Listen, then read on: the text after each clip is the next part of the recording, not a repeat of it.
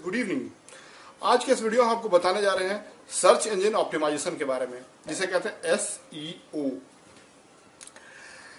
तो बहुत से लोग जो हैं SEO के बारे में नहीं जानते होंगे कि होता क्या है, या पहली बार नाम सुन रहे होंगे।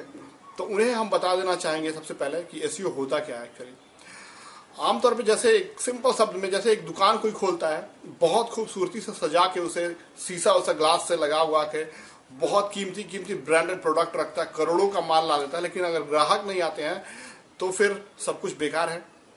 ठीक उसी तरह से ब्लॉग और वेबसाइट की बात सेम है। अगर आप बहुत ही प्रोफेशनल लुकिंग वेबसाइट बनाते हैं और उस पर मन लगा के काम करते हैं, कंटेंट लिखते हैं बहुत ही अच्छे अच्छे, ठीक है, लेकिन अगर विजिटर्स नहीं आते तो सब कुछ बेकार होता है। तो सवाल है कि विजिटर्स लाए कहाँ से जाए। बहुत तरीके हैं, लेकिन जो मोस्ट इंपॉर्टेंट और मेन 80% जो जहाँ से विजिटर्स आते हैं, आप हर वेबसाइट या सक्सेसफुल ब्लॉग को देख लिया है तो वो है सर्च इंजन्स। बाकी सब सोशल मीडिया वगैरह से थोड़ा बहुत आ जाता है, लेकिन उससे कुछ होने वाला नहीं है जब तक से सर्च इंजन का ट्रैफिक, ऑर्गेनिक ट्रैफिक नहीं आए। ठीक है, सर्च इंजन से दो तरह के ट्रैफिक आते हैं, एक पेड और एक ऑर्गेनिक। तो ऑर्गेनिक ट्रैफिक की बात करें, फ्री वाले ट्रैफिक की बात, यानी कोई सर्च करता है गूगल में और आपका वेबसाइट जो है, जो लिखे हैं वो नीचे आ जाए उसे कहते हैं ऑर्गेनिक रिजल्ट्स। तो कैसे आएगा आपका साइट? क्योंकि कंपटीशन बहुत ज्यादा है। जिस टॉपिक पे गूगल में लोग सर्च करते हैं, हजारों लोग वैसे हैं जो कि अपने वेबसाइट पे लिखे हुए हैं, तो किनके साइट को गूगल ऊपर लाता है? तो बस गूगल का एल्गोरिथम होता है, सर्च एल्गोरिथम, ठीक है, कि किन वेबसाइट्स को सर्च रिजल्ट में ऊपर लाना है। ठीक है, वैसे हर सर्च इंजन का होता है अपना अपना। इंडिया में गूगल फेमस ज्यादा है, बाकी जगह कहीं बिंग है, कहीं एमएसएन है और याहू, बहुत जगह बहुत से हैं। चाइना में बाइडू है, बहुत से हैं। तो अपना अपना सर्च इंजन है। तो गूगल मेन है इंडिया के लिए, क्योंकि हम लोग इंडियंस हैं। तो वो अपने एल्गोरिथम को देखता है। गूगल का एल्गोरिथम एक बहुत से ग्रुप ऑफ पीपल, जो ब्रिलियंट लोग होते हैं, वो इंजीनियर्स मिलके एल्गोरिथम बनाते हैं कि ऐसा ऐसा क्राइटेरिया अगर साइट फुलफिल करता है तो हम आपके उस साइट को रिजल्ट में ऑटोमेटिकली ऊपर ला देना है रिजल्ट में, और उसी को कहते हैं उनका एल्गोरिथम। तो हमें क्या करना होता है एज ए साइट ओनर या ब्लॉग मास्टर, अगर हैं ब्लॉग के ओनर हैं, तो हमको उनके एल्गोरिथम के हिसाब से जो है अपनी साइट को ऑप्टिमाइज करना होता है, ताकि उनके सर्च रिजल्ट में आ जाए। और इसी को कहते हैं सर्च इंजन ऑप्टिमाइजेशन, और इसी की बात हम करने जा रहे हैं आज पूरे वीडियो में, राइट। चलिए, अब सबसे पहले हम आपको बता देते हैं कि अगर सीधा सीधा लेना देना है जो ट्रैफिक है, सर्च इंजन का सीधा SEO का सीधा सीधा लेना है ट्रैफिक से, विजिटर से। जितना अच्छा SEO करेंगे उतना विजिटर्स आएंगे आपके साइट पे, विजिटर्स आएंगे तो डेफिनेटली उतना ज्यादा मनी, पैसे कमा पाएंगे आप। और एक चीज बहुत क्लियर कर देना चाहते हैं आपको हम, कि आप YouTube या फिर ब्लॉग स्पॉट पे अगर ब्लॉग होगा और आप पैसे कमा रहे होंगे आप उससे, तो जितना ट्रैफिक आपको डेली YouTube का मिलता होगा, जितने विजिटर्स आपको डेली YouTube का वीडियो देखते होंगे, या फिर ब्लॉगर पे ब्लॉग है तो ब्लॉग व्यू करते होंगे, अगर उतने ही विजिटर्स आपके वर्डप्रेस ब्लॉग पे या वेबसाइट पे आकर विजिट करें, तो आपको पता है कितना गुना पैसा ज्यादा मिलेगा। अगर आप महीने का $10 कमाते हैं आपके YouTube चैनल से, ठीक है, मान लीजिए 1000 व्यू डेली होता है, तो उतने में अगर 1000 व्यू डेली होता है तो आप ब्लॉग से कितना कमा पाएंगे सोच लीजिए। आप कम से कम 10 से 20 गुना ज्यादा आप कमा पाएंगे ब्लॉग से। रीजन ये है कि सबसे पहला रीजन की जो CPC रेट होता है ना, वो मेरा देखा हुआ है। मैं आपको एक वीडियो सेपरेट बना के दिखा दूंगा प्रूफ के साथ, कि जो ब्लॉग होता है ब्लॉगर का या फिर YouTube चैनल होते हैं, उस पर CPC बहुत कम मिलता है, और 0.1, 0.2, 0.3, 0.5 यही जनरली मिलता है। ठीक है, चाहे आप कुछ भी, कितना भी एक्सपर्ट हो जाए, कितने करोड़ों आपके फॉलोअर्स हो जाए, सब्सक्राइबर्स हो जाए।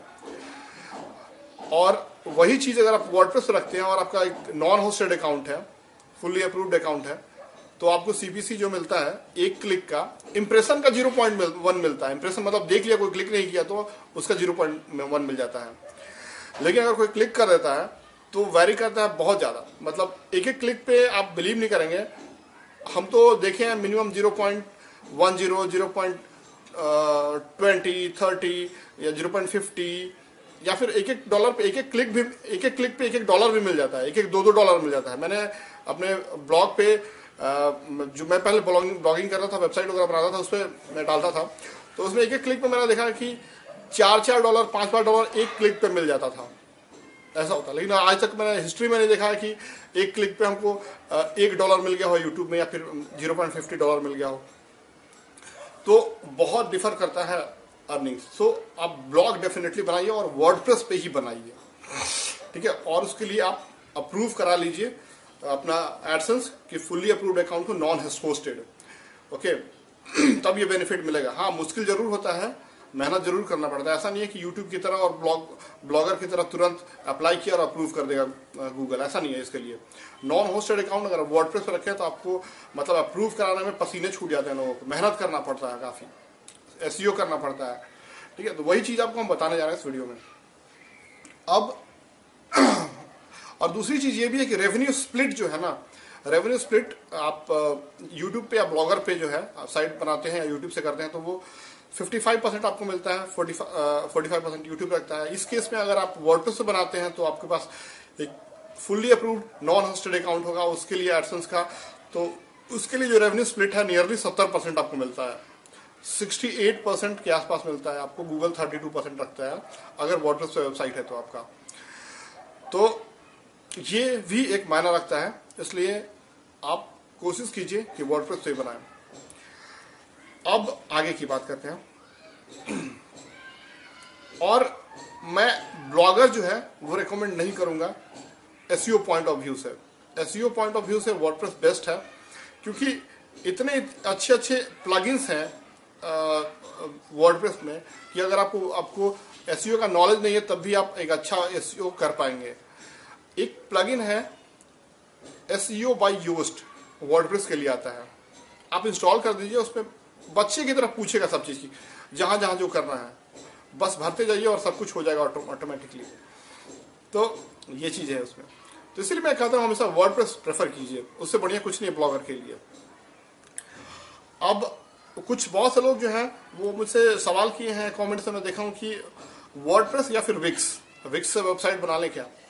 तो विक्स से ब्लॉगर आप बनाएंगे तो उम्मीद छोड़ ही दीजिए कि अप्रूव हो जाएगा गूगल एडसेंस से, वो जब तक से आप बहुत मेहनत नहीं करेंगे। तो विक्स, वो तो मेरा स्पॉन्सर्ड वीडियो था इसलिए मैंने बना दिया था, लेकिन मैं कभी जो कहेंगे वो कहना पड़ता है। लेकिन विक्स कभी भी विक्स से वेबसाइट बनाएंगे तो अप्रूव नहीं हो पाएगा जल्दी, बहुत मुश्किल है। 95% चांसेस है कि अप्रूव नहीं होगा जल्दी, क्योंकि रीजन ये है कि गूगल हिट करता है उन वेबसाइट्स को जिसमें इमेजेस और वीडियोस ज्यादा हैं, ठीक है। उनको अप्रूवल नहीं देता है, वो अप्रूव करता है उन्हीं वेबसाइट को जो बिल्कुल क्लियर होते हैं और उसमें टेक्स्ट जो है, यूनिक टेक्स्ट जो है, बिल्कुल मतलब कॉपी टेक्स्ट नहीं, टेक्स्ट भरा हुआ हो, उसी को अप्रूव जल्दी करते हैं। ये जान लीजिए, मूल मंत्र है इसका। उसके बाद दो तरह के एसईओ होते हैं बेसिकली, एक होता है ऑन पेज एसईओ और दूसरा होता है ऑफ पेज एसईओ। तो ऑन पेज एसईओ और ऑफ पेज एसईओ में क्या डिफरेंस होता है ये थोड़ा समझ लीजिए। ऑन पेज एसईओ बेसिकली आपके वेबसाइट, आपके वेब पेज पे किया जाता है। एग्जाम्पल के तौर पे जैसे कीवर्ड वगैरह कहाँ सेट करना है, title tag, Meta tag, description जो है, सब कहाँ का डालना है। इसके अलावा header, heading, H1, H2, H3 जो फॉर्मेट करते हैं वो कैसे करना है, और फिर अल्ट टैग, इमेज वगैरह का ये सब कैसे डालते हैं, ये सब आ जाता है। मतलब बेसिक एग्जाम्पल दे रहे हैं ऑन पेज, एक वेब पेज के ऊपर ऑप्टिमाइजेशन में। और दूसरी तरफ ऑफ पेज ऑप्टिमाइजेशन जो है वो क्या होता है कि मतलब आपके वेबसाइट पे कुछ नहीं करना है, उसको कुछ लेना देना नहीं है, लेकिन दूसरी जगह, जैसे एग्जांपल के तौर पे लिंक बिल्डिंग, ठीक है। लिंक बिल्डिंग बेसिकली क्या होता है, बैकलिंक्स जिसे कहते हैं। बैकलिंक मतलब गूगल जो लिस्टिंग करता है, ये ऑफ पेज ऑप्टिमाइजेशन ज्यादा मायने रखता है ऑन पेज ऑप्टिमाइजेशन से, याद रख लीजिए। आज के एसईओ में, करंट एसईओ में, पहले वो था कि मतलब ऑन पेज जो थे वो ज्यादा मायने रखते थे रैंकिंग के लिए, लेकिन अब ऑफ पेज बहुत ज्यादा मायने रखता है। और सबसे ज्यादा मतलब लिंक बिल्डिंग तो बहुत ज्यादा मायने रखता है। लिंक बिल्डिंग होता क्या, थोड़ा समझ लीजिए। बैकलिंक्स जिसे कहते हैं, बैकलिंक क्रिएट करना। गूगल हमेशा देखता है कि हर साइट का कितना बैकलिंक्स है। जब आप सर्च करते हैं ना, कोई रिजल्ट को लिस्ट करने से पहले देखता है कि आपके साइट जो मतलब साइट्स लिस्ट करना है उनके बैकलिंक्स कितने हैं। बैकलिंक्स, वो भी quality backlinks from trusted source. तो ये हम आपको डिटेल में समझाएंगे तब समझ में आएगा थोड़ा। सीधे सीधे समझ लीजिए एग्जाम्पल के तौर पे कि मैंने बैकलिंक वही होता है, एक रेफरेंस होता है। जैसे मान लीजिए आप बीमार पड़े और डॉक्टर के पास दिखाना है आपको, आपके शहर में बहुत से डॉक्टर्स हैं, तो आपने 10 लोगों से पूछा कि भाई कौन से डॉक्टर के पास दिखाऊं, तो कुछ लोग बोले, मान लीजिए 8 लोग बोले कि धर्मेंद्र डॉक्टर साहब से दिखा लीजिए, तो डेफिनेटली आप जाएंगे धर्मेंद्र डॉक्टर साहब। बाकी 1-2 लोग बोले कि किसी दूसरे के पास जाइए। तो जो वैसे ही मतलब धर्मेंद्र जी के पास बहुत सारा बैकलिंक्स आ गया लोगों का। उसी तरह से गूगल क्या करता है, लिस्ट करने से पहले जो उन साइट्स का जिसको लिस्ट करना है उनके बैकलिंक्स कितने वो देखता है, यानी उनका नाम जो है, उनका यूआरएल जो है दूसरे वेबसाइट्स पे, जो ट्रस्टेड वेबसाइट्स हैं, अच्छे अच्छे वेबसाइट्स हैं, कितनी जगह है, मतलब कितने लोग पॉइंट करते हैं उस वेबसाइट की तरफ कि हाँ ये वैलिड ट्रस्टेड सोर्स है, इनको ऊपर लाइए, ये सही बोलेगा, ये सही इस पर लिखा हुआ होगा। तो ये चीज होता है। तो आपको बैकलिंक क्रिएट करना होता है। तो ये एक ऑफ पेज ऑप्टिमाइजेशन का बात हुआ। उसके बाद ऑफ पेज में आपका आ जाता है सोशल मीडिया मार्केटिंग भी आ जाता है। सोशल मीडिया को बहुत अब सीरियसली ले रहा है गूगल, कि जिस वेबसाइट के या ब्लॉग के फेसबुक पे या फिर ट्विटर पे या फिर यूट्यूब पे ज़्यादा सब्सक्राइबर या फॉलोअर्स है तो उनको फायदा दे रहा है। ठीक है, कि कहीं ना कहीं तो ये इसमें दम है कुछ, तभी तो आ रहा है। इसलिए इस बात को समझ के उसे फायदा देता है, इसको सर्च में ऊपर पहुंचाता है। उसके बाद फिर site map submission, site map वगैरह क्रिएट करके, साइट मैप होता है, बताएंगे आपको आगे आपके हर ब्लॉग का कि मतलब कैसे कैसे कहाँ कहाँ क्या चीज़ है, साइट मैप होता है, जनरेट करना होता है, XML साइट मैप वगैरह होता है। तो वो आपको सबमिट करना होता है। सब ऑफलाइन एग्जाम्पल्स है। ओके।